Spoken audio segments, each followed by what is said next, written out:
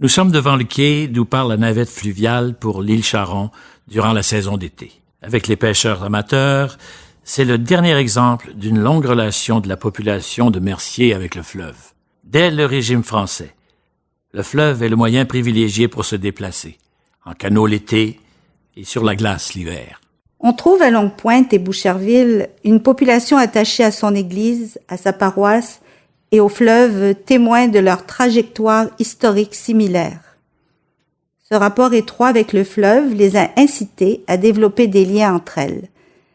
C'est en 1783 que François Vinet, dit Souligny, met en place un service de batellerie vers Boucherville.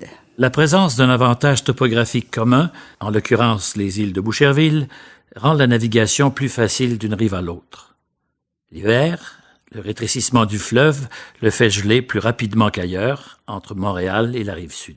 Cette situation est une occasion pour les habitants de Longue-Pointe et de Boucherville de s'approprier entièrement le fleuve et de le transformer en lien routier balisé. Ces liens entre Longue-Pointe et Boucherville donnent lieu à des échanges, des mariages et des mouvements familiaux. Les traversées fluviales et les ponts de glace demeurent les seules façons de franchir le fleuve avant l'ouverture du pont Victoria en 1860. Au début du XXe siècle, le noyau villageois de Longue-Pointe est séparé du reste de la ville par les nombreuses industries installées dans l'ouest de Mercier. Magasiné à Montréal, relevé de l'expédition. Le village vit dans une quasi-autarcie. On y trouvait les commerces essentiels. Le fleuve reste présent tout au long de l'année.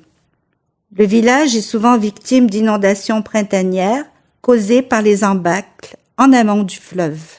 On chasse le canard et la sauvagine à l'automne, on pêche l'été, on y coupe la glace en hiver. Des entreprises comme les Boires et les Durocher faisaient le commerce de la glace avant l'arrivée des réfrigérateurs.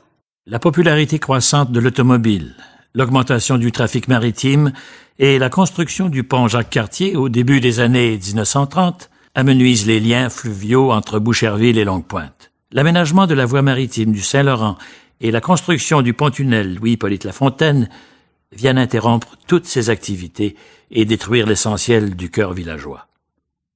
Désormais, les liens entre Longue-Pointe et la rive sud passeront par cette nouvelle traversée.